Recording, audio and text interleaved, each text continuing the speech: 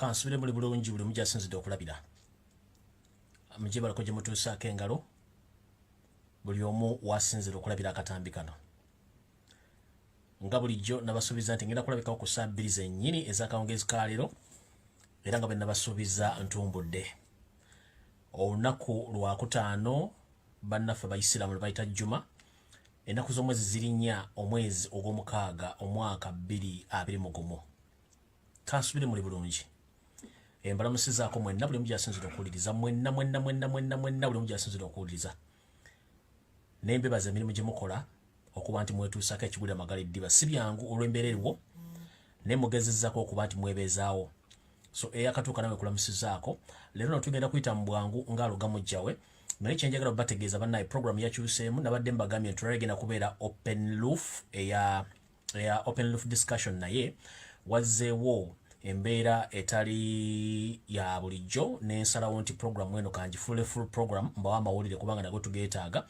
then ndaba olunaku lw'enkya tulabe kye tugenda okukola naye ng'olwaliro mujja kunsonyiwa temukuba ssimu egenda kubeera lunaku lwankya oba ku sande muli mbulanga emmengo tulabe kye tunaakola ngenda kusooka mumanyi kye tugenda okukolawo naye ng'olwaliro ngenda bawayo information mugiwulire bulungi nnyo mugyekkanye mugiteekeko amatu mujja gitegeera bulungi nnyo so awo saagala nnyo bariisa nti open discussion tegenda kubeerayo ginabadde mbagambye nti egenda kubeera open roof tegenda kubeerayo so nno saagala bariisaayo nga bwe nabagambye nti abantu abasinga obungi mu kukozesa data ate data wa bbeeyi njala kubatumirako mwena bannayuganda olumu gyasinzira okuwuliriza yenna gyasinzira okuwuliriza ku buli tukalu kwonna kwoli leero sigenda kwogera nsi okusookera ddala nga sinatandika vidiyo eno njala osooka okubaza bannayuganda mwenna buli omu gyasinzira mu nsi yonna gyosinzira okuwuliriza mbebazizza nnyo oba mbebaza nnyo obubaka bwemwansindikidde ow'amazaalibwa obwadde obuwandiike obwa voice note abampadde amavoko aga birthday n'abampadde ebirabo nammwe mbeyanzizza nnyo mwebali nnyo mubalira ddala temujjanga okwo laavu gye mwandaze yabadde ya world cup so nno mwebali nnyo mubalira ddala so mwenna mbabazizza abasobodde okumpa birthday message mwebali nnyo mubalira ddala buli omu gyasinzidde okuweereza ka message konna ate nange nentwala obuvunaanyizibwa buli muntu sekinnoomu ne muddamu ka message nga bwe yakampadde so kyadde ekitiibwa ky'amaanyi nnyo okunjagaliza amazaalibwa ag'emyaka 43 ekyobukulu so nno mbebazizza nnyo mwenna abampadde obubaka obwo naye nga bulijjo njagala okubaza abantu bano wammanga njagala okubaza bannabyabufuzi njagala okubaza public figures njagala okubaza ba MP abooluganda abakona b'emikwano bafollowers bange mwenna gye musinzira mu nsi yonna mikwano gyange bwe tukola omulimu gwegumba bloggers mwenna njagala okubaza ba celebrities mu Uganda wepo ne baganda bange bannyinaze ne mikwano gyange baganda bange abalenzi mwenna abakikubira ku TikTok abakikubira ku Facebook abakikubira ku Twitter ne ku mitimbagano gyonna ne ku Instagram mwebali nnyo obubaka bwemwasindikidde yensonga lwaki mwenna mbebazizza buli omu mu kiti kye buli omu kyakikoledde abadde ku Facebook mbebazizza nnyo ba celebrities mu Uganda ne mu nsi yonna nga bannayuganda ba fellow bloggers bonna buli omu gyasinzira buli omu yampadde obubaka bw'amazaalibwa bonna mwe mbebazizza ba followers bange mwenna mu nsi yonna ab'emikwano abooluganda bako ba MPs mwenna ba public figures mu Uganda ba politician wepo n'abantu mwenna abampeereza obubaka mwebali nnyo mwebaleerera mwenna mbagatidde wamu era nembebaza nnyo mwebali okumpa obubaka obw'amazaalibwa temujjanga okwo mu ngeri y'enjawulo leero ngenda tumirako abantu batono nnyo then ngende mu maaso sinatandika kigula lugi nkyatandika njala tumirako abantu bano ku byalo bino gye ndakulira kuba nakulirako ke Masaka abantu b'ebyalo bino gyala batumirako bw'omanyi nti osibuka Masaka mu kitundu kye bayita Kijonjo ow'ekijonjo nkulamusiza ko buli mu kibuga oba oli Bweru oba oli Kampala nga wakulira Kijonjo Masaka Nkuke na Luzaali nkulamusizaako ng'oli w'Enkuke oli w'Ebukeeri w'e Naluzaali nkulamusizaako nkiddamu bw'omanyi nti wakulirako e Masaka mu bitundu wano wammanga kuba nabeerangamu nnyo ng'oli w'Ekijonjo oli w'Enkuke oli w'Ebukeeri ne Naluzaali mwenna mbatumiddeko nnyo mwebale nnyo okuba nti mungoberera kubanga ebyo bitundu nabeeramu nnyo era mwenna somera mwenna mbalamusizaako mu kitengeesa mpozi namwe kitengeesa mwenna mbalamusizaako mujje balako gye mutuusaako engalo nga nfundikira n'okutumira abantu ndyoke ntandika ekigula lugi njala tumirako muganda wange Wuma Lusali nkulamusizaako nnyo webale kubeera musajja mugumu ayagala ensi yo nkulamusizaako njala okulamusizaako ku mukyala gwe bayita Namayanja Joy mukyala Namayanja Joy nankulamusizaako webale kwagala nsi yo nankyukakyuka njala tumirako ku mukyala gwe bayita Hidaya Bint Elias nawe nkulamusizaako njala tumira ku muganda gwe bayita Master Lee wemanyi mu nsi oli South Africa ne muganda ge Philip Ganja wonna woli nkulamusizaako nga nawe oli South Africa so be bantu abenjawulo benjagadde otumirako olwaliro especially nga njagadde obatumirako mu ngeri ey'enjawulo Wuma Lusali, Mwanyinazo na Mayanja Joy, Hidaya Bint Elias nkutumiddeko, Manstali South Africa po ne muganda wange Philip Ganja era nga na oli South Africa nkutumiddeko n'abantu be South Africa mwenna mbatumiddeko muje baleko je mutuusaako engalo. Alright, kati nga mmaze okuzingazinga okutumira ku bantu abo njagala kutandika n'ekigula lugi very very special. Njala tandika n'ekigula lugi ekiri very special. Nenga sinda tandika na kigula lugi njala tumira ku bannayuganda mwenna abawomberwa akatundu kana k'ekigula lugi mwe bali kawomerwa na kagoberera. Manya abantu ambasanga kiwedde ne banyiiga nenga munne munansonyi wanange ekigula lugi abasinga obungi simenti mukyagala nnyo bwe mutyo abanyumira ekigula lugi mbatumiddeko. Nenga sinatandika kigula lugi kino njala mutagingire omumpembe Yoseeri Tokyalina wa Karekyezi mutagingire Jero Mwamba wa Jero Katumba wa Mara njagala abeereko kigula lugi kino bakiwulire bulungi nnyo njoke ngere ku information jukira bagani na information nyingi nnyo olwaleero. Nenga ekigula lugi kino olwaleero kye njagala otandika nakyo njagala Jero Katumba wa Mara akibere mu bulungi nnyo akiwulire. Mu kigula lugi ky'olwaleero nga bwe mbategeezezza nti omusajja ono teyeekaza alina amukwatira bendeweera. Olwaleero nga bulijjo alabiseeko okwogerako eri eggwanga naye ng'ayogera mu kifo ekikyamu ky'atalina kubeeramu kubanga ffe twalonda Robert Kyagulanyi ssentamu gw'omukulembeze afuga bannayuganda so sijja. Mukulu Yoseeri Tokyalina wa Karekyezi wonna oli mu state house oba oli luddawa oli mu kifo kikyamu. That's why ne statement z'okola tezikwatagana. Oli mu .com era mwolina okwogerera ensonga eziyamba bannayuganda so si kubabulira history na biki ebyayita kubanga Uganda ensi enkulu ekusinga emyaka wadde wagyefuutiikako ate ng'oyise Windows nebyogera tebikyakkiriziganya n'amyaka gy'abantu. Abantu balinda obawa information ate nga tolina giba kubanga emyaka gyo giri backdated ate nga wayiika Windows toteekeddwa kubeera mu bukulembeze obwo. Ffe twalonda Robert Kyagulanyi ssentamu ye mukulembeze waffe. Era mwendaba empya baddeyo simeki kimuwuliddeyo kipya kubanga byonna bibaddewo bibadde matankane engera yennyini badde bagamba kubanga yayiika Windows takyalina kyatugamba. Yoseeri tibahabula otabayisa omutano wa Karekyezi ovuddeyo n'okola ekigambo ekizibu nnyo n'ogamba bw'oti. Ogambye nti olwaleero okakasizza nti emmundu eyabadde egenda okutta Jeno Katumba wa Mara yaba ADF era n'amasasi agamukubiddwa okakasizza. N'ogamba ye emmundu y'emu eyakuba omugenzi Joan Kagezi eyakuba Jeno Kiggundu yalibba wa beeyita Mama Fina Sylvia Mukandoni bw'oyogedde bw'otyo. Njala kubagamba nti nze bannayuganda ekyandeta ku internet kano kubagula maaso na kubategeeza nti sezigenda maaso mu Uganda. Njala bategeeza Museveni kennyini mu Uganda bukyanga agiyingiramu yatandika okukola obubinjamu abayekera obuyitivu nga yabweterawo yabwesasulira ate yabuvunaana. Bwakugamba nti emmundu eyakubye abantu bano ya Allied Democratic Forces ye tuyita ADF ono endanyini ADF yagifandinga okutuuka nakati nti n'omukulu waayo amulina eruzira ali ku special treatment omwami anyira gyobera nti alinganga ali ku resort beach Entebbe nti yerira byennyanja na chips na chicken. Omwami ono ali mu komera efusimaiti kubanga nategerako information nti omwami ono mu komera abeerayo misana naye ekiro yeeta yanagenda mu makaage ne ba ajati n'abalaba era emirimu agitambuza bulungi ne bizinesi zitambula bulungi nnyo. Oyo yeyita nti yali akulembera ekibinja kya ADF omwami oyo bakwata Jaberi omukulu. Jjukira bagamba Jaberi omukulu oligino omuzannyo guno yali yaguvaamu dda ne baleeta ono Jaberi omukulu ow'ekicupulisaazi no ali gubaga nti ali mu komera okubaza nti ono musajja alimba nnyo kino kye tuyita backtracking. Yoseeri Tokyalina wa Karekyezi okumanya alimba gyerabidde. Bw'ogamba nti ADF yeekuba abantu bano njagala kukuzaayokko nkujjukize mu kigula lugi ensonga esooka. ADF kibiina kyabyabuyeekera kyeweeterawo gwe kennyini ng'okifacilitatinga. Alisira kwena gwe kennyini gwe wamweterawo neweeterawo Joseph Kony nga gwe omwetereddewo era n'oba facilitatinga nga bw'otta n'abantu ekyo saagala okirimbe. Omukulu akulira ADF Jamiro omukulu gw'omuyina eruzira naye ng'asiibayo busiibi ekiro abeera ajjatibi ng'akola emirimu gye ekyo nakyo njagala kikujjukiza. Gwe kennyini ozze otugamba nti nno olwaleero ovudde n'ogamba nti olwedde mwena emutuuse okunoonyereza ku ngeri gye badde basseemu Jeno Katumba wa Mara ekyo kikyamu. Njagala Jeno Katumba wa Mara obeere ku vidiyo eno kubanga wengenda okusemba okuteekako ladda era nkubula ebiki ebigenda okubeera kuba nagambye waliwo plan B ey'okuzikiriza. Kati Yoseeri Tokyalina wa Karekyezi manyi oli mu ddiira awo mukyala wo Janet Kembabazi mutabani wo Muhoozi Kanyerugaba waliwo mukoddomi ne family yonna weeri aba SFC aba ISO n'abasemwemu n'abantu mu kuwandiika ebintu bino njagala mumpulirize bulungi. Saagala musule notisi njala muwandiika ebintu bino kuba tukooye bannayuganda abakukunavu okufiira mu bintu by'ekisiru ne bwebuzabuza banga bafuka banaaba so nga ate mwe kennyini mumanye ekissa abantu bano.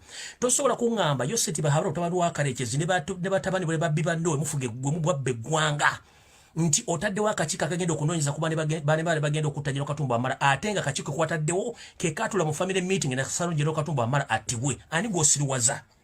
Jeno Katumba Mbala njagala oggula amaaso akabino kateke ku ntebe amatu ogaggule owulirize ensonga zino. Newankubadde nti Abaganda mulina ekizibu kye mulina nti Abaganda mwagala nnyo okwerabisa mu bantu mbwe temunyiiga era muli bampisa nnyo. N'ekintu kye mukolera abantu bano y'ensonga lwaki batufudubaddeko batuse n'otufuka omusiro ku mutwe so nga ate si bwe kyandibadde. Batulaga kale ntuufu tuganye okutegeera ffe twefudde mu ffe tusinga okubeera hole ate nga ne yali asinga okubeera hole ku nsi kuno Jesus Christ oba Yesu Kristo omwana Omunazaalesi yakubibwa embooko ffe kennyini abantu twamuwa ne bamukuba embooko n'akumirwa ku musalaba n'afa n'addayo wa kitaawe taddanga kubanga ekimuganye okudda luli bamukuba mbooko na misumali ka tulina tiya gas tulina embooko tulina tiya gas tulina nuclear weapons tulina n'abantu ab'emitima emibi tulina n'abasezi. Kati Jeno Katumba Amala n'Abaganda bonna bali mmaje ne ba indigenous Uganda mwenna bakyasavinga mu UPDF in a message njagala egende gye muli mwenna. Yoseeri Tokyalina the son of Kareches ntumidde ku bapolisi mwenna gye muli mu barracks gye mulabira video zino. Mbeebaziza nnyo kuba nti mwagala eggwanga lyammwe mulekerawo okucunya bannayuganda. Manyi mukuŋŋaana gye mukuŋŋaanya mutandika okola videos n'abajasi mwenna bannayuganda ba indigenous soldiers abasavinga eggwanga Uganda nammwe batumiddeko. I salute you. So mbadde mbeerabira abapolisi mwenna batumiddeko ba DPC ba RPC ba private mwenna batumiddeko buli wooli awo nga muli mu kagulupu oba muli mu makaago oli mukulaba TV nkutumiddeko bwe bali kusavinga ggwanga n'aba prison n'aba UPDF mwenna batumiddeko. Ntandise bwe nti Yoseeri Tokyalina gwe nannyini ADF era leka tubuzaabuza abantu bano ossa abantu bangi mu Uganda. Watandika genocide kuba indigenous Uganda slowly nga bannayuganda babuzaabuza ng'okola statement ezitakwatagana nga bw'ogikoze olwaliro. One, ozze otta abantu mu category zino wammanga. Oyina scientific genocide gy'okola ngeri mu category ya poison eyo yeesooka. N'okola scientific genocide eya accident eyo yakubiri. N'okola scientific genocide eya disappearance omuntu n'abula nga tazzeemu okulabikako wedde bamuziika eyo weeri. Endala gy'okola gye tuyita ey'okutta n'amasasi ze categories nnya naye nga category zino ezo eza accident zibadde scientific nga nzibu okumanaginga okutegeera ez'okubuzaawo eyebadde enzibu nnyo okutegeera n'ey'obutuwa essa abantu bangi nnyo abadde batategeerekeddwa. Kati njagala kwogera ku specific genocide ebaddewo ba elimination assassination ez'okola ku bannayuganda nga tebategedde nti gw'ozikola. Ogambye nti nno mutuuse ku kinyusi abantu badde bagenda okuba nti mugenda kufuna abadde bagenda okutta Jeno Katumba Amala. Njala kujjukiza emyaka 35 gy'ofugidde Uganda teri ripooti yali efulumye ku muntu yenna yali attiddwa. Njagala ogireete abantu bano wammanga wabatisa mundu era n'otandika okuwayiriza ADF gwe kennyini gye weesasulira abantu okujja nga tebamanyi nti ADF yo. Njala tandika n'abantu bano mu myaka 35 ozzossa abantu bano wammanga tekuli omuntu n'omu ripooti yali efulumye. Ntandise bwe nti bwe watta omugenzi Dr. Andrew Tankome Kayiira ripooti yafuluma. I'm asking you, sir, did the public of Uganda received or got the report concerning the death of Dr. Andrew Tankome Kayiira? Nowhere. Tugenze maaso. Tugenze ku mugenzi Felix Andrew Kaweesa. He was assassinated. No report. Tugenze ku Mwoyo gwa Ggwanga Kirumira yafa masasi. Tell report. Tugenze ku mwami Major General Kigundu yafa tewali report nga masasi gegamuse. Tugenze ku mugenzi Kazini kubakuba masasi mu nju ye namuza bamukubye ennyondo. Tell report. Tugenze ku mugenzi Abiriga Ibrahim tewali report oyo nno yali wa kibiina kyo. Tugenze ku mukyala Robina Kayaga Kiyingi eyali mukyala wa Dr. Kiyingi tewali report. Tugenze ku mugenzi Edward Mugaru eyali omusajja omuganda omugagga mu Kampala yeddira empindi tata wange wamutta Edward Mugaru ng'omweralikira nti alina ensimbi. Watta Edward Mugaru mu ngeri etiisa ng'ate ye muntu facilitating olutulululo. Tugenze ku mugenzi Joan Kagezi nattibwa masasi tewali report. Tugenze ku Baganda 1,300 abawamba ekibuga Kampala bano baali mu kibinja ky'abayeekera bakwata Kampala ekya UFM bonna bewattira ekitugumu nga babasebusina mundu tewali report yali efulumye n'abalala bangi nnyo. Ovaayo otya n'okinnambuka nga kamuja atudde ku malaalo okangabiriza obugulu otaddeko galubindi obuzaabuza abantu mbusimanyi mbutuyina trace y'abaana baamukubye Jeno Katumba Amala. They shouldn't fool you kubanga kino kiggula lugi video tennaba. Let me tell you, Jeno Katumba Amala, this is the real information.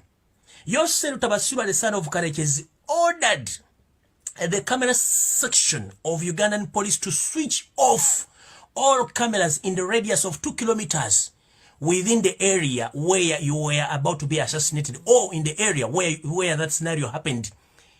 He ordered the police officers who were controlling those cameras to switch off all the cameras in the radius of 2 kilometers. Muchifo bade bagenda okuttira. Kye yakoze to disorganize the public kwe kuddira ka footage akatambudde mu radius ya meters 20 nga kaliko wa boda ke yakoze kodda. Njara kubuuza mu ntinda yonna kisaasi gye badde bakuttidde ssebo.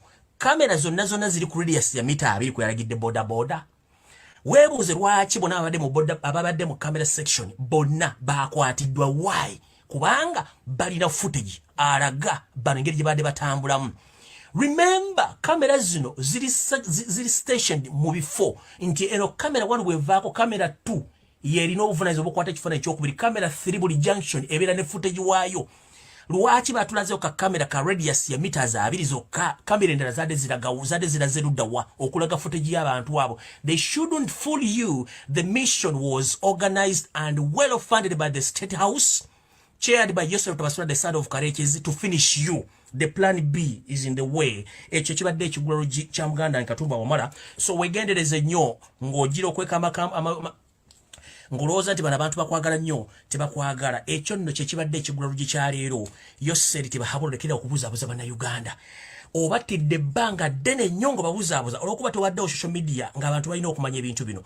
Eno yali message yo nga wakava mu nsiko, mugiwulire bulungi nnyo kati bawulire ebigambo byoyogera. Eno yali message yo.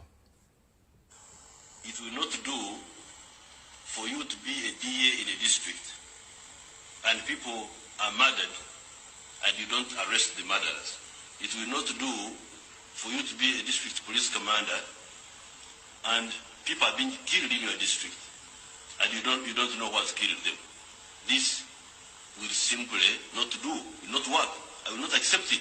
I will not preside over a country where a Ugandan is killed and the authorities do not know who has killed him.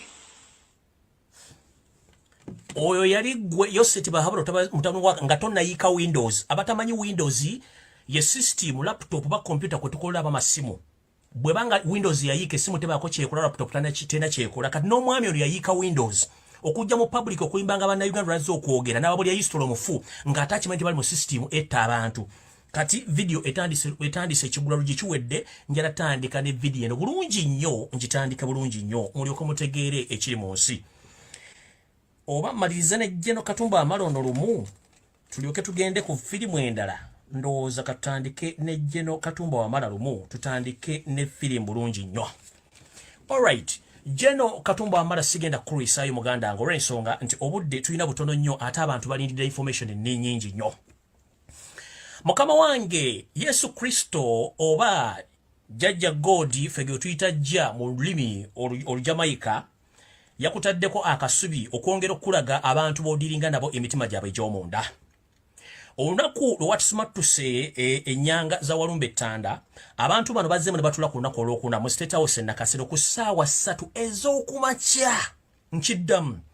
Bwasimattuse ennyanga za Walumbe Ttanda ewaffe gye nsibuka baddamu ne batuuza olukuŋŋaana olwa First Family byokka ku ssaawa 3 ez'okumakya lwaggwa ssaawa 6 ez'omutuntu. Abantu abali mu meeting eno mwalimu Yoseeri bahabula tabasira ntano wakale kizimbanyo ndaba.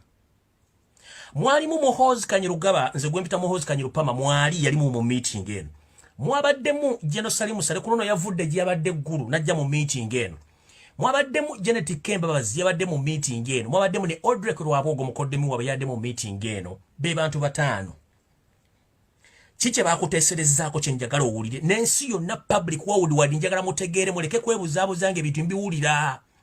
Buli yensulira gwa nagamba togamba nti nze saakugamba teri TV teri radio station egenda bagamba bigambo bino mu Uganda nga bwe mbyogera. Kubanga abalimbidde ebbanga lya myaka 35 ng'enkoko bagiyita ssekoko bagiyita nte ng'ente bagiyita ngamiya. Ebintu ebikyamu bitakyakola mu .com era. Njogera nti Z njogera nti Z agenda yetuge. Bino byenjogera batuba mu democracy nsobera obyogera mu court kubanga nina obujulizi obulaga nti mmwe mbadde mukola ebintu bino ola alongo ng'abantu basirisa ate sinze nzekka. Abantu bangi balina obulumi ku mitima mwabatira abantu baabwe nga mwebuzaabuza. Kati nze Jeno Katumba wamala kankugambe muganda wange nti embulire tefa yonna ebyange kambi kugambe ebyebadde mu meeting eno. Bw'wasima tusokufa Yoseeri tubasifa mutono wa Kalisiti yalidde emmere nenkubulira nti tebakulimba nti ba assassins bakyaliyo. Nakubulidde nti baali bakulumbye ku ssaawa 2 n'ekitundu bakutte bo bagende. Bwewalemwa bano baavuga badde wa mukama we yabawadde omulimu gye nakubuulidde era badde bagenza otuukayo bulungi nnyo nga mission emaze obbalema baba bakutte ne babatwala embuya babasanyizaawo ku ssaawa 5:15. Era babasanyizaawo ne bakubuulidde togenda bafuna baafudde kyawedde. Ebyo yazze okwogeranga ye story zakula buli lunaku.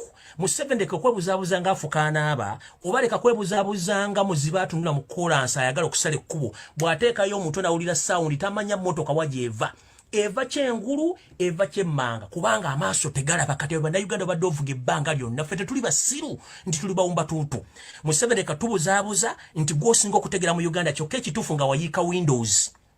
Ne family yonna mwayika Windows temukyana kye mutugamba kati gwe okubuzaabuza bannayuganda n'ojja bagamba simanyi ADF nga yiyo gwogisasula nga ne mundu mu Uganda kitegeeza nti omuntu ali private akizibwa kukwata mundu ng'emundu zonna ziri registered amasimu ga registered nga ne pichipichi ziri registered kamera zonna zikola buli junction yonna oŋŋamba otyambo kamera footage mwafulumiza ya radius meters 20 nga ate ntinda yonna n'ekitundu ekya byonna ku radius ya kilometers 2 mwalagidde police switching off cameras to hide the evidence. Kati ntandise bwe nti Jero Katumba Wamala muganda wange wuliriza bulungi nnyo. Eno message nga bwe njogera mwenna indigenous Ugandans, most especially those who are still serving in UPDF, police, prison, take question about this information. It goes direct to Katumba Wamala but includes all the serving officers, the indigenous Ugandans. You are not safe. Ntandise bwe nti mu meeting eno abampembe bano family kana akatwesibyeko akatawezadde bantu 30 abategeeramu oba kubanga tugamba nti essaawa ebeera ntuufu mu lunaku nti bwefanga yafiira ku ssaawa 7 era bwe zituuka ku ssaawa 7 mu lunaku olwennyini ebeekola naye bano bo baafiira ddala. Bano bonna bwe batudde mu meeting eno bakkiriziganyizza ku bintu bino wammanga era nga babikkiriziganyizzaako okusinziira ku pressure ne guilty conscious gye balina that for the first time ever in their history they have missed their target. Era kyabalumye nnyo.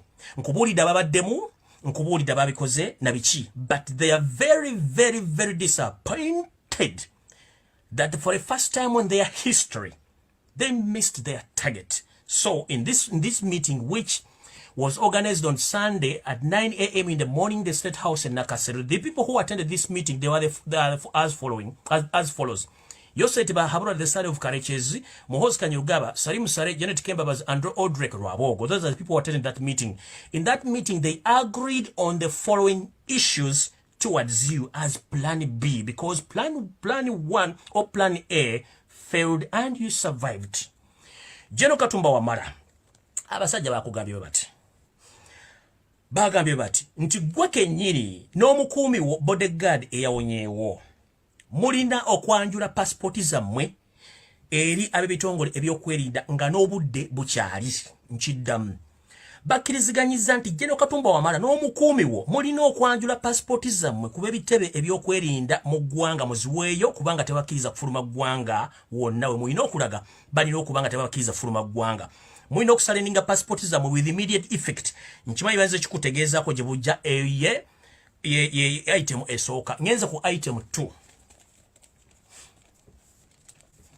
Mukulu Jeno Katumba Wamala bagenda kuteeka ku 24/7 surveillance.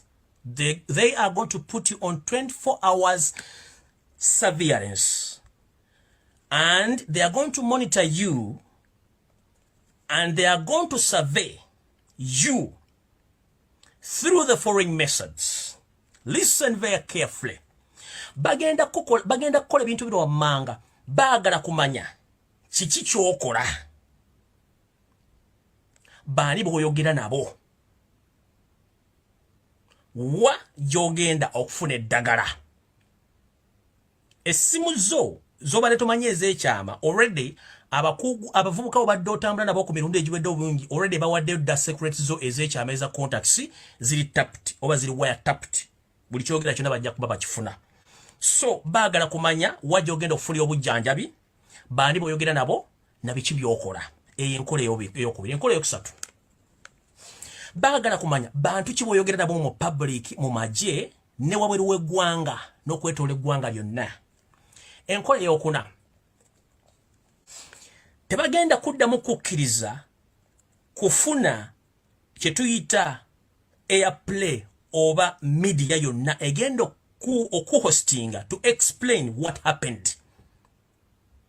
Kino basobola okikyusa ne bakukkiriza oyogere, but mu bintu byakkirizganyizaako ekkowe ennamba nnya bagambye tebagenda kukkiriza media yonna kuddamu kukavalinga na kwogera bigambo byonna ebyabaddewo mu njege eno ey'okwagala okutta. Akatundu ak'okutaano, bonna kitole abantu bataano ba First Family bakkiriziganyiza nti General Katumba Wamala must be killed within the next 90 days from the day you survived the assassination plot. Do you copy, sir?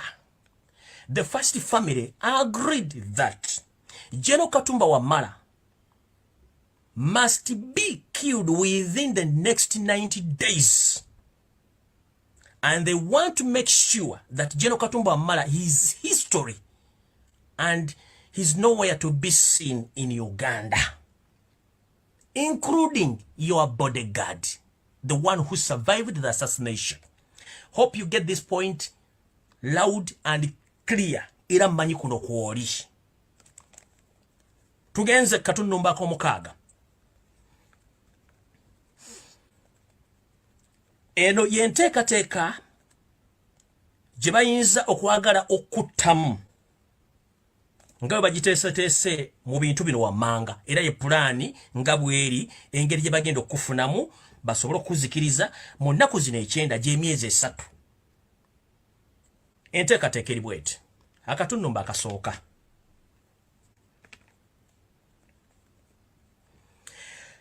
Kakano bagambye nti General Katumba Wamala bw'anaalinnya ekigere kye mu ssetteeserezo w'eggwanga kye tuyita Parliament, n'ogeza obubaka olubuulo olw'ekigere mu kiriro ky'emmere ekiri mu Parliament gye tuyita kantiini, bataddewo omuzibu ennyo owa SFC olwo tawadde butwa abaweta mpisi kundi, era oyinza obutawona mu byokulya by'oyinza okulya mu kantiini ya Parliament.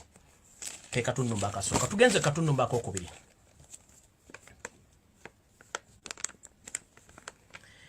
Akatundu mbakokubiri bagambye nti singa onogezaako genda mu ddwaliro lyonna eriri mu Kampala limanyikiddwa eddene badiployinzeeyo dda abasirikale baabwe aba SFC bakanywa musaayi abasobola okumaliriza mu ngeri yonna esoboka.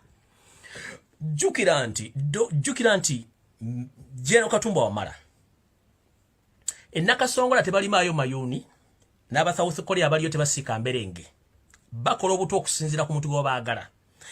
Already wasustaining the injury bafunye blood sample yo, bagenda kukolera akatwa akali special nga basinziira ku blood type yo naki kyolina mu mubiri.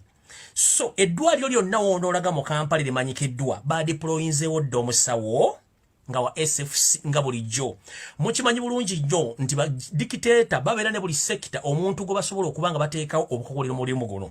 So kitegerekekera nti amasomero agasinga omungi mu Kampala gonna amanene baataddemu badde aba agenti baabwe basobola okamafraginga bulungi nnyo okwefuula nti basawo ate nga balina ne kaadi ezisobola okuba nti zijjanja malwaliro ago nga ne department oba bannannyini malwaliro gana bagakulira ba head of departments bamanyi ku lukwe luno olw'okuba nti bagenda kukumaliriza singa kanaakutanda n'ogenda mu ddwaliro lyono n'eddene. Akatundu akokusatu, mu nteekateeka empya eriwo mu maka go gy'onooba osuze gwonna kuba simanyi maka g'olina, balina ekintu kye bateeseteese ku kino bagambye bati bagenda kufunayo emmotoka ganyegenya enkadde bagiteeka okumpi ne woofulumira mu maka go ku lunaku lwe basazeewo okutta.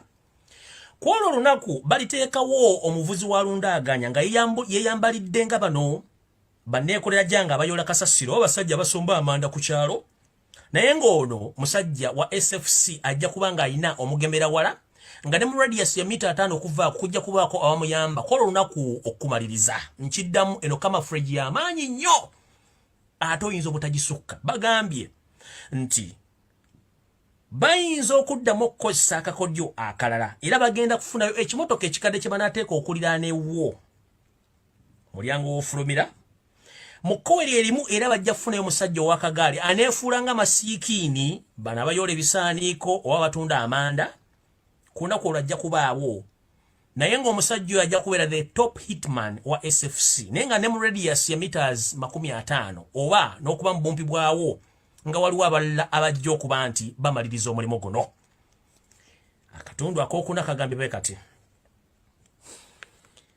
bakimanyi nti oli mukwano gw'abangi omuli ab'amagye abasomesa abasawo bannaddiini mwe muli ne bapasita mu Kampala.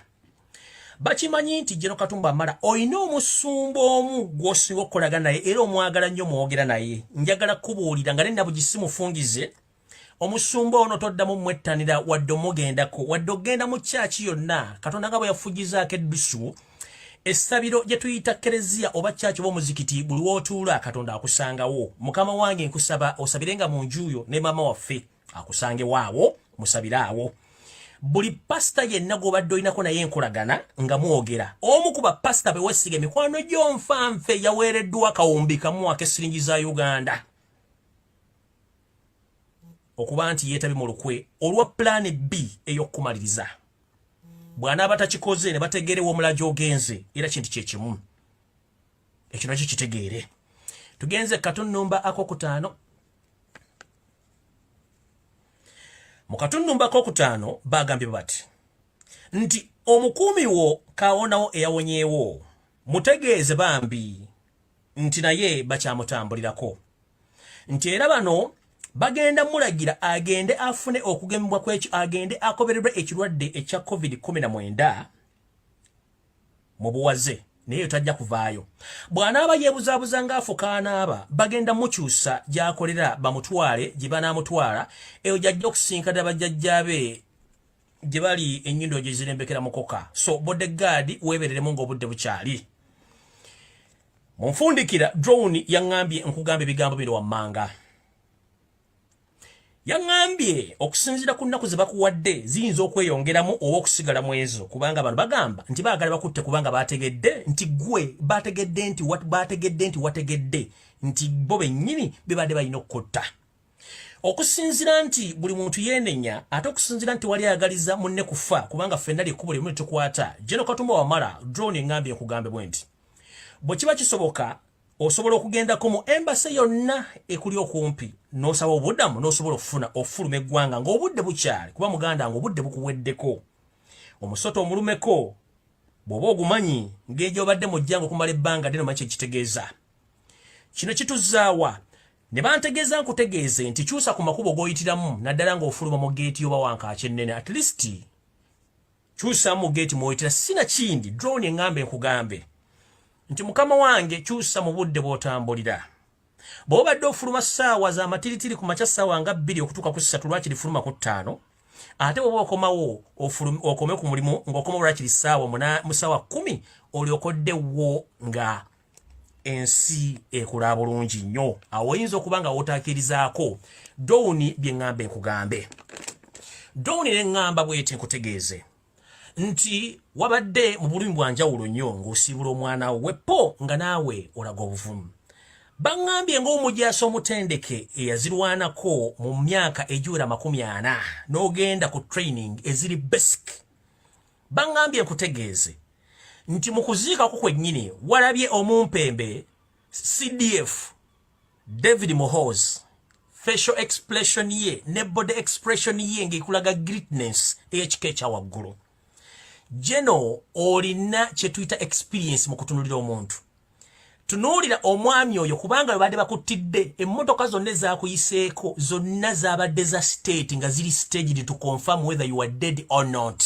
Although bakyusiza number plate ng'eziriko za nsindala n'emmotoka zonna ezadde ziyitaawo zaabadde ziri well organized and planned okonfirminga nti ofudde. Era n'abamagye ab'amaanyi abasinga obungi bonna bebadde bayita mu mmotoka ezo nga ziri tinted gwe nga tomanyi soka webuze Jeno.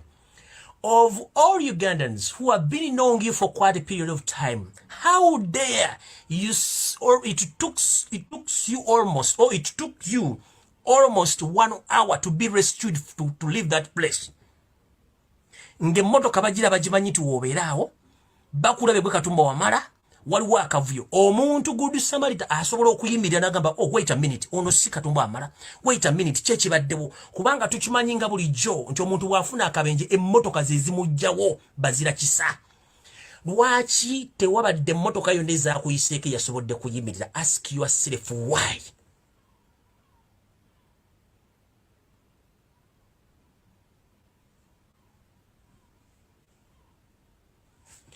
babadde mu radius nga batambula ba monitoringa bennyini babadde ku lumbeerwo oyo CDF David Muhoozi kennyini ye yabadde mu area nga monitoringa okufaako ne banna abalala era bwe yazze okusoma speech mu kulembeze yamuwadde tunuulira bwe yadde atunudde bw'ati ekyamuyambye nti yabadde ataddeko mask era speech yagisomye atunudde wansi bw'ati tunuulira abamagye bonna abazze mu lumbeerwo n'abazze okukubagiza buli omu yazze ng'akimanyi nti you survived era nga bali guilty conscious bonna mu ngeri yonna esoboka nga bakimanyi nti wawonye naye tebamanyi kyagenda kukolera so muganda wange taata wange eyo ye plan B eri mu kintu kye bagenda okukolera ekyokubiri kati eno sekitalatleoka yezze olwaliro owekitiibwa Dani Muliika katikkiro waffe eyawummula taata wange gy'oli nkulamusizza nnyo webaleko gy'otuusaako engalo drone engambe nkutegeeze nti naawe ebyokwerinda byo bitereezeemukko olw'ensonga nti baakutadde ku lisiti y'abantu abayinza okuba nti bawunzikibwa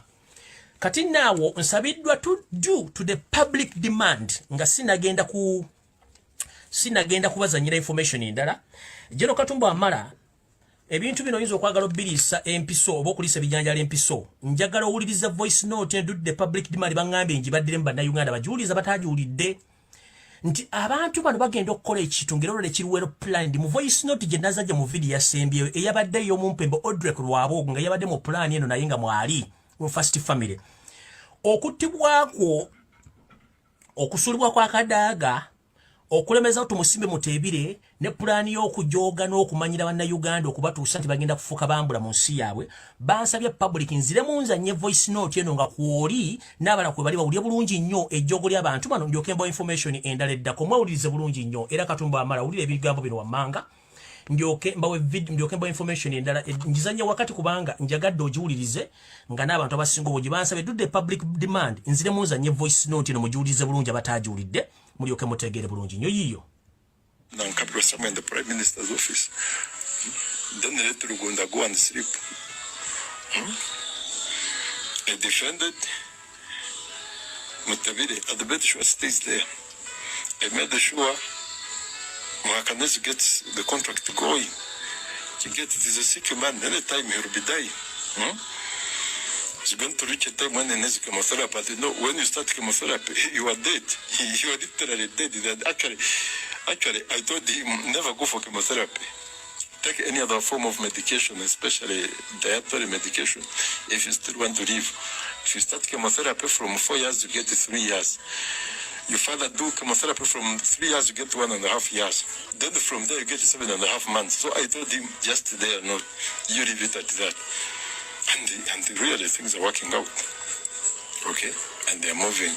So we need a prime minister. We need a different status controller. We need a different PPS. We need a vibrant and useful, very useful minister in charge of presidency. We don't need this silly man. Then when we go to the ICT, the government spokesperson, the person in charge of the media house, should be somebody very reasonable. Very reasonable. Very reasonable. See how Donny Wanyama has been doing his business. Things have been okay. They've been moving very well. Now we have to fight and make sure that we have a very good vision group head. If we fall short of that, then we're not going to do enough. So we still need total control.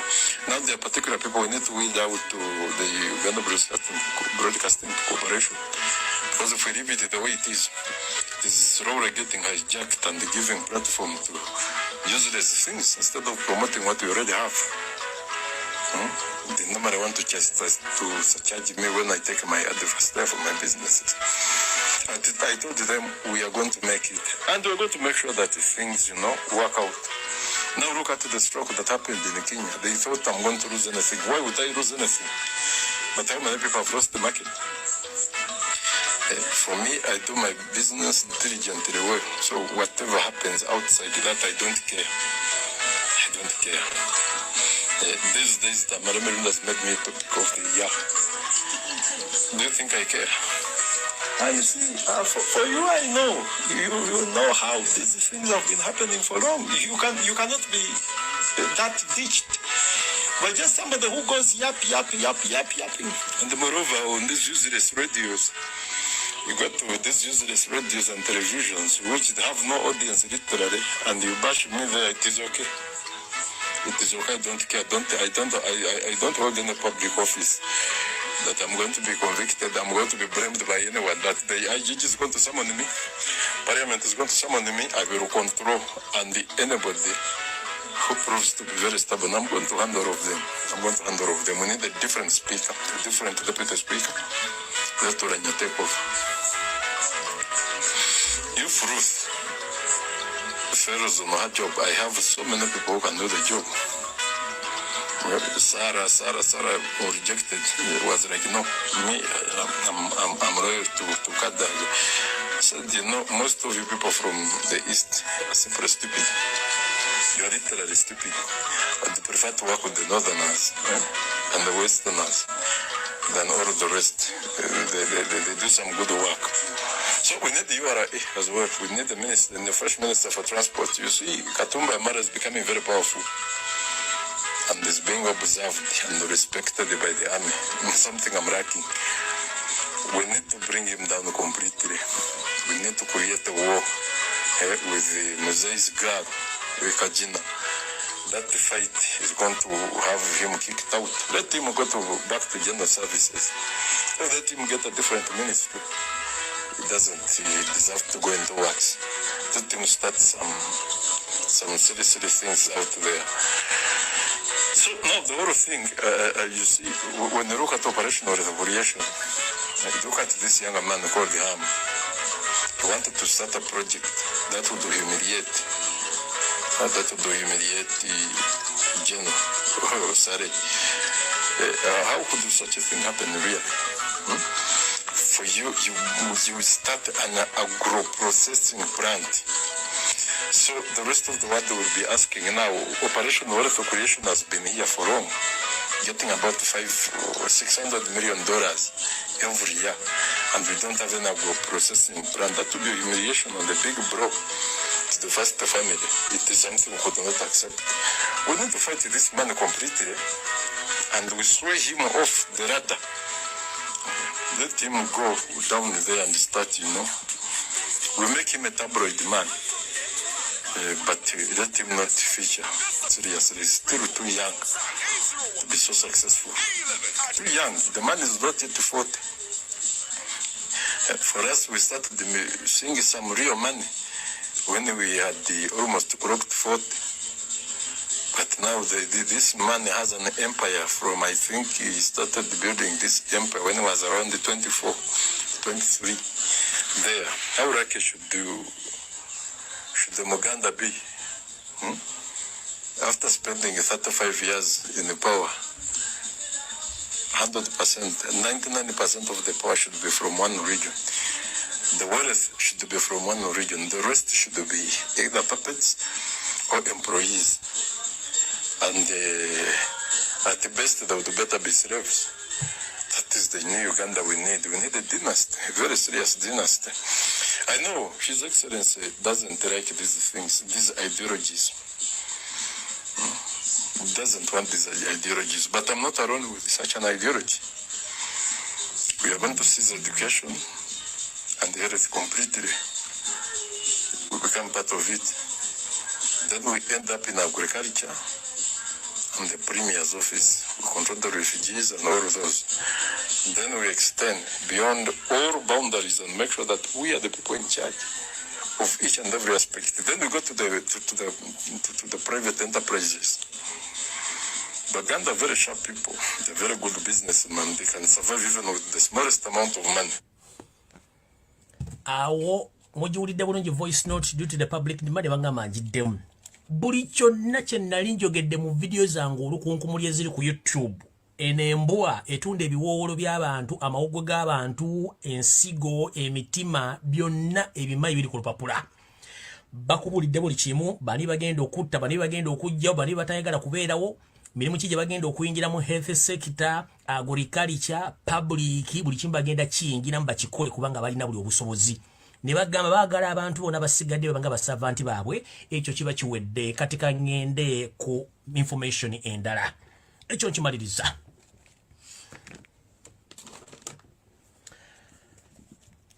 njala muntagingira wano Muhoozi Kanyerugaba ne family yammwe yonna njala tegeeza public nti ekitongole ekikuuma omumpembe Yoseeri Tokyalina Kyotugamba kibayita SFC kino nga tekiri mu constitution ya Uganda amajaga kuuma first family y'ababbi abali mu kulembeza obutali baabwe before nga sinagenda eyo ntumidde ku mukulembeze Robert Kyagulanyi Center mukama wange ngenda kusaba n'obuwombeefu ensonga zino nga bw'oziwulira zino si kusiika binyeebwa bana basajja ekyakwatisa emmotoka yo baamanya nti emmotoka bw'ogisigaza tewali agenda kukuba ssasi kebere bombo kakibe kikompola ono yennyini lwabwogo ne banne ne basala bakwate emmotoka yo olw'ensonga nti obagituulamu bandi batebasobola kufuna bakwagala bakufune mu zino fragile vehicles ne basobola okukubira ebyasi ne bakuttirawo weewuunye Foster General nga talina amadika Foster General talina mmotoka mu following emukuuma lwaki kubanga muganda lwaki kubanga indigenous Uganda bo bazirina kati mukama ngenda kusaba n'obuwombefu okusinzira ku kire ky'obudde nga bwe kitunudde n'embeera y'obudde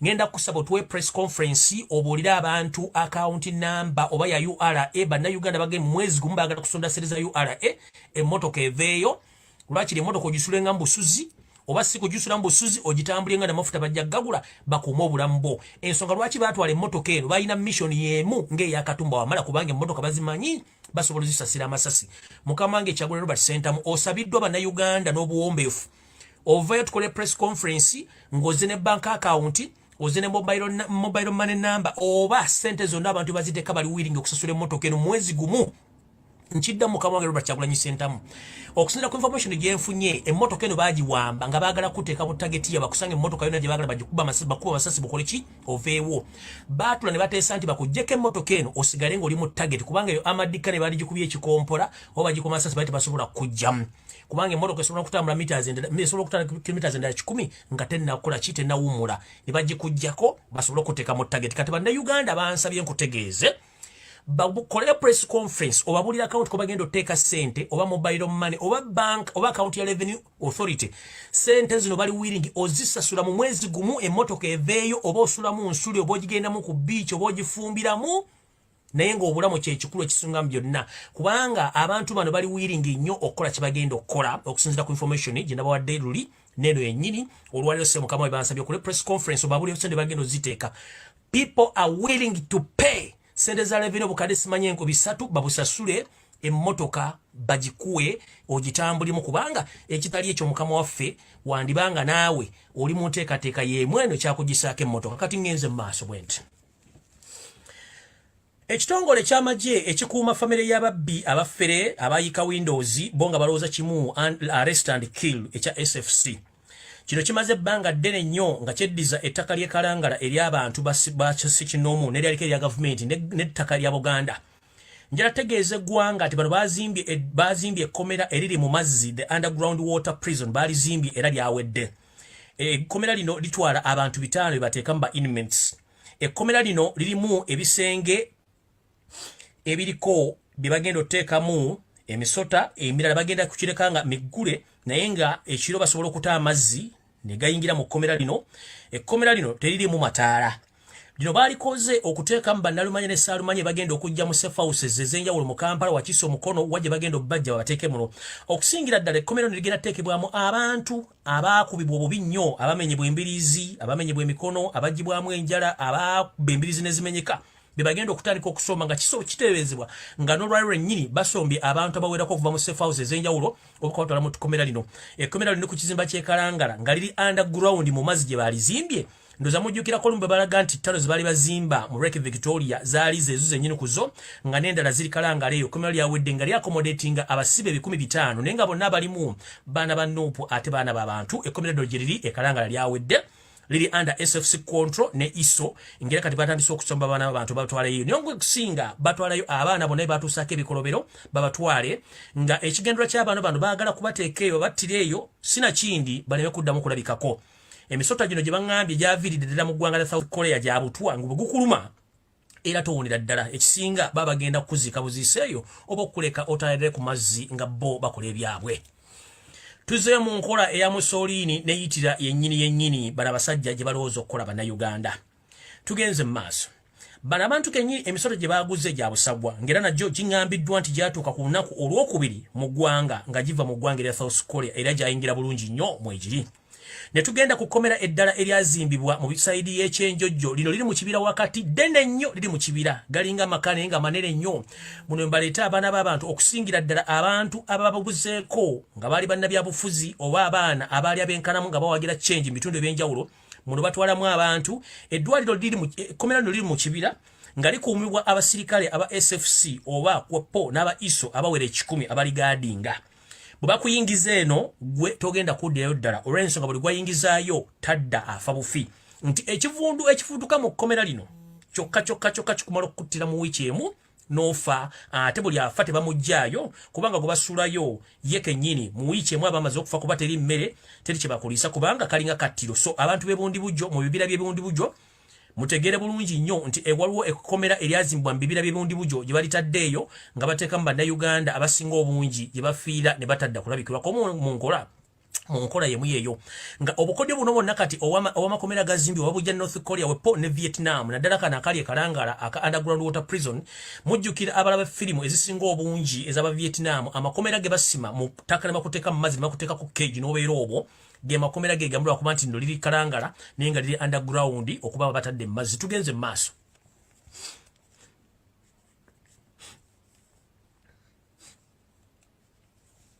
so ono gwe batwala mu kkomera lino ery'ekyenjojjo tosobola kufunayo kyakulya wadde ekyokunywa era nga lino lyo lisobola okukuttira mu nnaku 7 zokka ng'ofudde kivundu eky'abaana bokka oba abantu abaasibwa mu makomera bano abateekebwayo nga bagenda kuba battibwa mu ngeri yennyini abantu bano bakola ebintu bino gy'obeera nti bo ku nsi bagenda kuwangaalako emirundi egisinga obungi ekirala njagala kubikiira bannayuganda era mbikire ne paliamenti ya Uganda nti ensimbi ze muyisa ne muziteeka mu State House zimanyi zikola mirimu ki kino nno y'ensonga lwaki mbagamba eggwanga Uganda eyalikulimira oba eyaliroga embogo tannazissa ate ali ku mutugunda waggulu akyatukunamidde olw'ensonga nti atulengera njagala bagamba nti sente zonna ez'oba State House mbusimanyi za State House ebitundu 7 ku buli 10 essente zino eziwoba Yoseeri Tokyalina Kyotugamba za State House ebitundu 7 ze sente ezikozesebwa omumpembe okuziwa agenti be okugula ettaka lyonna erya Buganda nkiddamu sente zonna eziri mu classified budget sente zonna eza budget ze basoma ne budget zibongerako kusaba nga basabye sente zibaweddeko zikozesebwa mu kugula ettaka lya Buganda lyonna era nga wetwogerera omumpembe Yoseeri Tokyalina alina ebitundu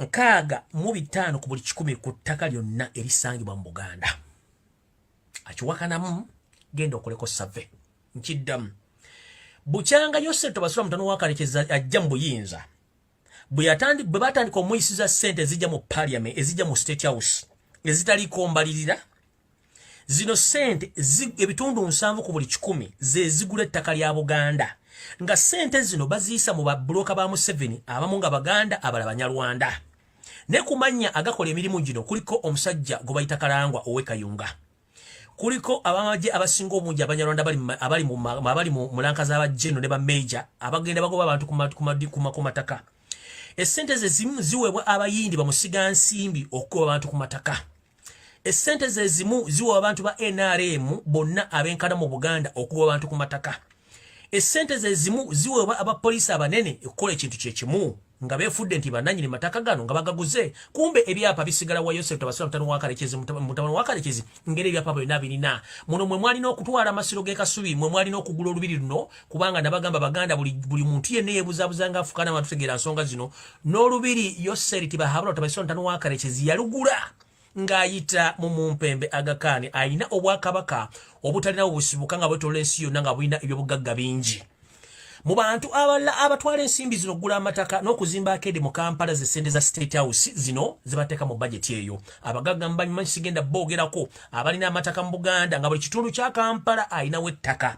Wano we mbagambira nti yensonga lwaki Yoseeri Tibahabulwa mutabani wa Karekezi alwana nnyo okutwala ekibuga Kampala ng'akizza mu bukulembeze obubwe basobole okizingako lumu. Bano abasajja ebitundu 80 ku buli 100 ebizimbe biri mu Kampala ebizimbiddwa ebipya n'ebikadde byagulibwa bigiriddwa ku ssente za State House zonna eziyitibwa mu Parliament nga temanyi kye zikola. Njala babuza ekibuuzo kimbamemba Parliament. State House ne First Family erimu abantu tebawera 10.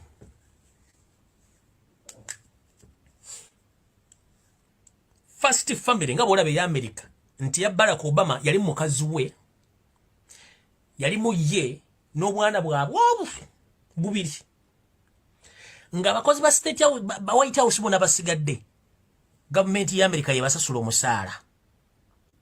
Kati nkikuvugidde nkizize Uganda kuba kiri nkuwadde kyakulabirako nti Obama yalina abaana babiri mukazi we naye nga balina series bafuna entonotono. Kati nekikuvugira nenkikuleetera mu State House Nakasero ewali ababbi bano kye tuyita First Family ye Genetic Embabazi abaana be basatu mpozi nono Muhoozi Kanyirupama ne Museveni be bantu aba abantu bano ku buwumbi n'obuwumbi series babadde bawa bali essuwaani mmeka olunaku. Museveni ambala empale mmeka andawe ya mmeka era ebinywa ebikubu bya caayi bimeka era state lodge zonna eziri mu Uganda zonna zikola mulimu ki bwe tuba nga twagala costing bwe tuba twagala okukendeeza ku nsasanya ya government. State lodge zonna mu Uganda zikola mulimu ki? Museveni azisulamu. Kati sente zonna zembadde musaasanya ku State House banna kubeera abantu bana okujjako olimu ebintu ebirebe gwamu gamba nga abakulembeze abaveebulayo okujja okusinkana Museveni abamu bajjira ku bajeti za nsi zaabwe. Susuubira nti wali omukulembeze asobola okuva mu ggwanga lye najja nga agenda sula mu bbanga bajja bayina already accountability yaabwe. Ekyo nakyo mukitegeere bulungi nnyo. Kabeere mukulembeze wa Rwanda ajja nga alina bajeti ye kibayinza omuprovidinga kulya ate State House erimu ebisulu basobola okusula. Zino zonna ssente zembadde musasula zimuwa State House kuno kwe kuli bambega bali mu nsi yonna Museveni basasula. Sente zino zigula amataka nga bakozesa abagagga abayindi ne bagagga bali mu Kampala okugula amataka. Temuddamu kwebuuza sente ezibagoba ku mataka ziva luddawa. Ze zino sente zibazisa mu Parliament Museveni nazikozesa ozuwa abayaaye be okugula amataka gamwe gonna okugamalawo nga n'amataka ga Buganda gonna ebitundu 65 ku buli 100 Museveni yageddeza dda era agalina.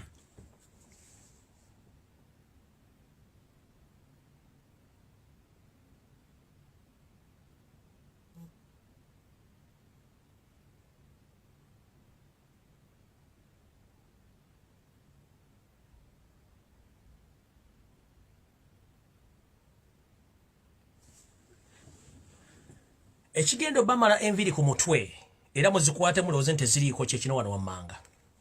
Okusinziira ku nswera zange ez'okukisenge zingamba bwe ziti nga bwe nabagambye nti bano balina enteekateeka ejja buli atali munnayuganda mu system. And this is my last message to all brothers and sisters, most especially the indigenous Ugandans. Whenever you are the most especially our brothers and sisters from the northern Uganda, this message goes direct to you. There have been a game, Museveni and his entire family, they have been playing around on Ugandans. Right now, he ordered his younger brother, General Akandwanaho Salimu Saleh, to station himself in the northern Uganda with an hidden agenda of taking over entire land in northern Uganda. By befriending you, but in particularly these people, they are there to take over your land and to divide you so that he does the same game which he had been doing all along in different parts of Uganda, mostly in the west and the central, that is Uganda. This gentleman, he's good at divide and rule. You have been together, more especially the northerners. But this gentleman tried to divide you through creating rebel groups, including Aris Lakwena, including Ikoni, including other rebel groups which were suited in northern Uganda, just to create divisions amongst you so that he can find it easier to penetrate in the northerners.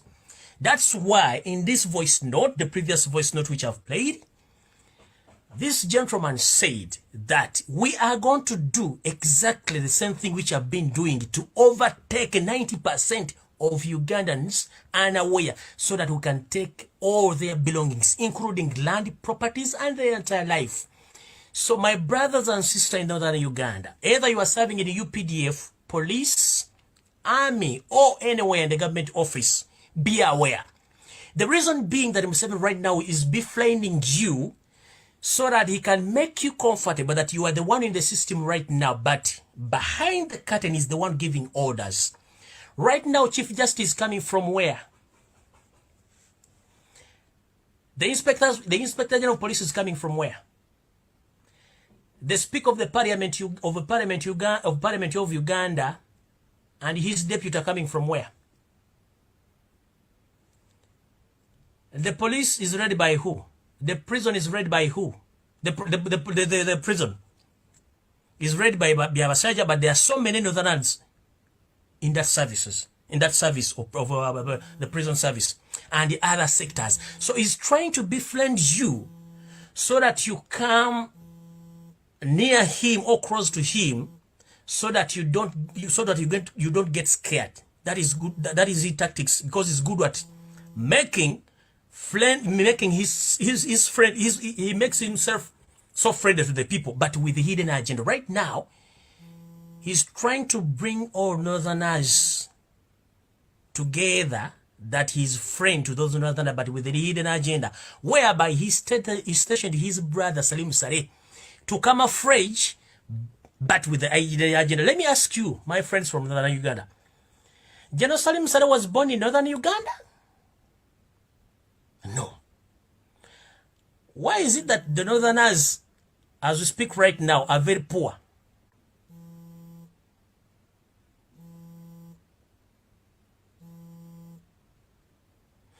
Northerners, you were good in military and government management. What happened? Open your eyes before it's too late. So, buli omu atunule gy'alina okutunula. Baganda bange mwenna abava mu north, abava mu east, kano si katego, kano si kazannyo. Ono lwaboga akugambye nti we are going to befriend the northerners so that we can work together with the westerners. What about the other Ugandans? Where are they? Where are they left? The trick is now is to befriend the northerners so that they can work together with the westerners. The rest of the country is left out. So be very careful in that game. Ask yourself, the man from nowhere, his origin is from Somalia. Now he's situated in northern Uganda. Was he born there? He wasn't born there. Why is he there? At first it was in Kapeka. Was he born in Kapeka? So let me give you the brief history about these people. Museveni is not a Ugandan, that is first. Janet is not a Ugandan. Salim Saleh is not a Ugandan. Muhoozi Kainerugaba is not a Ugandan. Audrey Kurabogo, he can't explain where he was born. Diana Museveni is not a Ugandan. She's not a Ugandan. All their daughters are not Ugandan. They were not born here. So these people are non-Ugandans. So they are there trying to divide you as Ugandans so that you can work with them. But time is going to reach that they are going to chase you away and they take over. Wake up. Don't be taken by those simple occupations, all those created office that they need you. They don't need you. Because when Museveni went in the Luwero Triangle in 1980, After he overthrown Obote, immediately he knew that the Northerners, they have been in the army, they are so aggressive, they are good in administration, they have been in government for so long. I can't lead this nation when these people are still strong. What can I do to divide them? Then create a war in northern Uganda so that you distract them from developing. And create a war so that these people, they get tired of guns. And that trick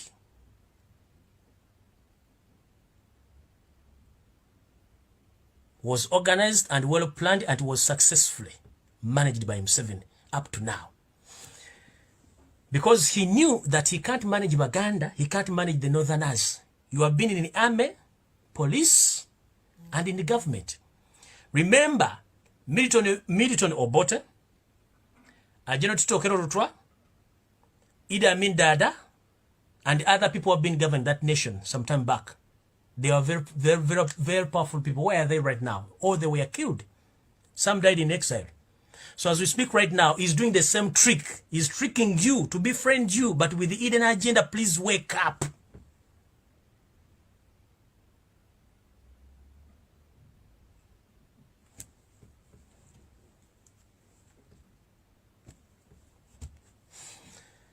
Okay.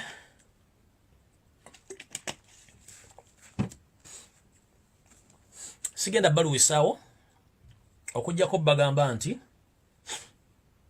video njimaze. Buli muntu webereremu gy'oli naye kisinga obukulu kwekwanya ensibuko yo okumanya gy'olaga nga mmaliriza. Njalako bazanyo bannayuganda mwenna abakola omulimu ku Twitter. Mulumbe World Bank muddeyo ku Twitter. Mulumbe IMF muddeyo ku Twitter. Ensonga enkulu gye tulina okukola kati ensonga lwaki Museveni atuuse okuba nti azze okwogerako eri eggwanga n'alimba nga talina cabinet. Tekibanga obukyanga lubanga lwa mmini tajjanko mu public kwogera nga talina cabinet. One, talina prime minister, talina vice president. Prime minister yakwataganya baminisita bonna mu Uganda, yakwasaganya business za baminisita bonna mu Uganda, tamulina. Vice president aliwo kiguuma azange ntekuma mu kyoto taliiwo, ne baminisita tebaliiwo. Kubanga ekisooka alinda sente za IMF, alinda sente za World Bank. The moment that gentleman receives money from IMF and Bank of Uganda, buli kimu agenda kimala. As we speak right now, he's preparing his former financial minister, that is Matia Kashaja, to come out on 10th of this month to read the budget. Naye agenda kugisoma alina mu kyagenda okusoma tekiriwo. Kubanga they don't have cash.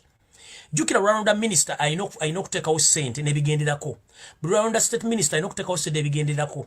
Banka temuli sente, bannayuganda baavu, mutunde poliisi zonna mu Kampala n'emirirwano. Buli muntu yagula pikipiki n'ogikozesa boda. Pikipiki bagitunda mu spare kubanga ebigenda maaso mu Uganda. Mukitegeere bulungi nnyo. So, business ya boda naye agala gibagobako. Tekigenda okugenda maaso. Bannayuganda mwenna basindika sente Kampala. Era balina bank account mu bank endala njala bagamba. Era njanga maliriza. Mwegendeze nnyo nga musindika sente. Ekirala, abalina account mu bank ez'enjawulo nabagere mukendeze ku nsimbi zammwe. Ekyokubiri, banka zino Museveni akikola kamanye ng'akoza n'owebbwa okuzitta. Sentinal eyo gye mulaba yatandikwa n'omusingi ogw'abasajja Abaganda abatandika bank eyo. Naye omusajja omu ku baali empagiruwaga, all the strong pillars of the people who started, or the people who initiated, or the people who started Central Bank, he was recently assassinated silently before his boss, Dr. Sepira Nkizitolwanga. Tebamubika wantu wonna yafa. Ye yali omutwe gwa bank oyo ne basooka bamujja omwami oyo yafa. Lwakuba tebamwogera mawuli, tebamwogera nnyo, bamutta silent, bamusitisa butwa. Then Kagezi Munyu eyagikulira Dr. Sepira Nkizitolwanga ne bamujjawo. The moment kasabajjawo Dr. Sepira Nkizitolwanga, bank etandise okufuna ebizibu ebyenjawulo. Mu kufuna ebizibu ebyenjawulo, gwe Munnayuganda gw'olina okwebereramu. Banka tube tujagala nnyo ng'etambula nnyo naye kati efunye obuzibu. One, abantu bagenda okujja ssente baga nti ssente teziriiyo naye ng'ate ssente nno zikulaga zituuse. Omuntu bw'agenda okusaba ssente zamugamba alindako ate ssente ze nga ku akawunti gye ziri naye nga zimulaga tezikola ki teziriiyo. Ekyokubiri, charges bacharging abantu kati withdraw ne deposit ne sending oba omusolo gwe basalako ssente mpitirivu kati. Bangambe kati bw'osindika almost million 2 bakujjako emitwalo 3 charges. Sente nyingi nnyo. Kwegamba buli kintu kitambula bubi nnyo. Ekyokubiri nga nfundikira. Bannayuganda mwenna gye muli. Nsaba n'obuwombeefu. Tugamba lubaale embeera nga n'ebirokootadde. Mugule mask. Bannayuganda mugule mask muzambale. Ekyokubiri, mwewale ebifo eby'enzigotta omuli abantu abangi. Nkiddamu. Bannayuganda mugule mask muzambale. Mask ey'ennusu 2,000 tejja kutwala mu ddwaliro okujjanjabisa bukadde 610. Njagala musoke mukole calculation ng'obudde bukyali. Ekirwadde kya ssenyiga 19 kitambula. Wadde ffe gavumenti yaffe ekyakikwasizza omukono omuyabayaba olw'ensonga nti babbi. Naye ng'ekirwadde kyo mwekiri. Mbasaba n'obuwombeefu mugule masiki muzambale. Masiki ya 3,000 oba 5,000. Ejja kusevinga obulamu bwo n'ensimbi ze wandiyonoonye eziri mu bukadde n'obukadde ng'ojjanjaba ekirwadde kino. Bw'oba ofunyemu obubonero bwonna obukulaga nti olina ekirwadde kino, waliwo enzijanjaba yaffe ey'ekinnansi gy'osobola okukozesa ng'okweyoteza. Kasita weeyoteza ojja kuba ng'osse obuwuka obukuleetera ekirwadde ekyo. Ngenda basaba buli lw'ofuna enkenyera mu mbeera yo eya bulijjo, please nkusaba weeyoteze. Kozesa eddagala lyaffe ery'ekiddugavu. Kamba we ebirungo by'olina okukozesa. Ekisooka, osobola okugatta entangawuzi, n'ogattamu katungulu ccumu, n'ogattamu enniimu, n'ogattamu n'akatungulu, n'obifumba, n'obinywa nga byokya. Ekyo oba okimazi, osobola okukozesa ebyenda eby'embuzi n'obifumba n'obinywa mu supu nga tobisiise nga byokya.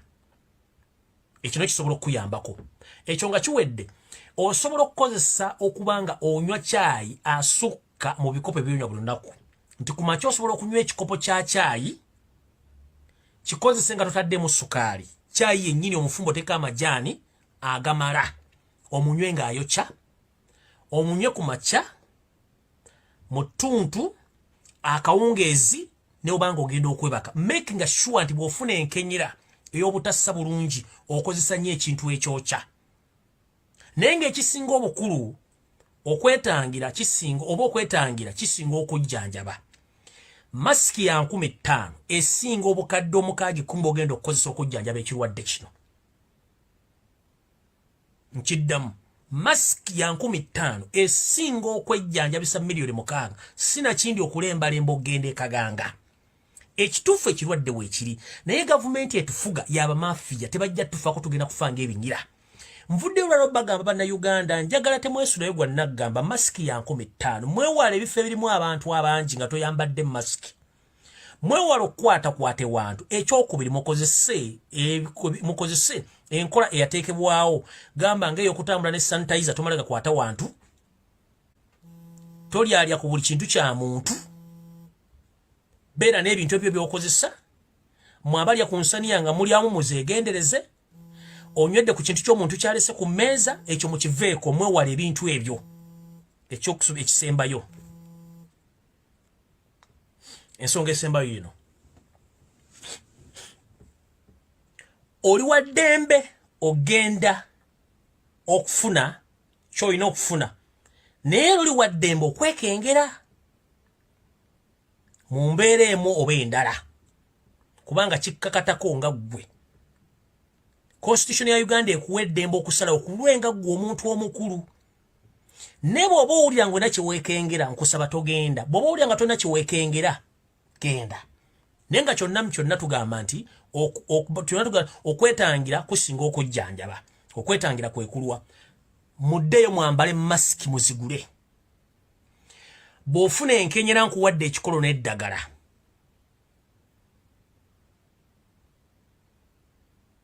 kiddamu bw'ofuna enkenyera nkuwadde ekikolo n'eddagala obiwulidde bulungi nnyo. Ekirwadde kino tekisembera kintu kyonna kyokya. Munywe kyayayokya, sukka mu bikopo byonywa, ku makya nywa kyayayokya ne bw'otateekamu sukaali naye ng'ayokya. Mu ttuntu akawungeezi n'ekiro ng'ogenda okwebaka. Okweyoteza kintu kikulu nnyo. Okweyoteza kwe kuluwa oba kye tuyita steaming. Kwata bensani yo mw'onaabira, fumba amazzi go nga gookya bulungi nnyo. Teekamu ka China robe oba teekamu kya pambalaasi. Awere bulungi nnyo muli. Bw'omala omuteekamu, kwata ettawulo yo bulungi nnyo oba essuuka. Ogyebuutikire bulungi nnyo ng'omutwe ogutadde mu bbaafu muli. Obeeremu eddakiika ezitasukka 10 teweebikkula. Kikole ku makya mu ttuntu n'akawungeezi ng'ogenda okwebaka kye tuyita steaming oba okweyoteza. Ojja kuwulira ng'ozze butonga n'ennyindo ne buli kimu kisumulukuse bulungi kye tuyita steaming. Eyo y'enkola eyaffe ey'ekiddugavu etali ya kizungu kubanga kweyoteza kya butonde ate kikola bulungi nnyo. Ekyo bwe kiba kikulemye okukola then ogenda kuwanga tonkuwadde amagezi agasinga obungi.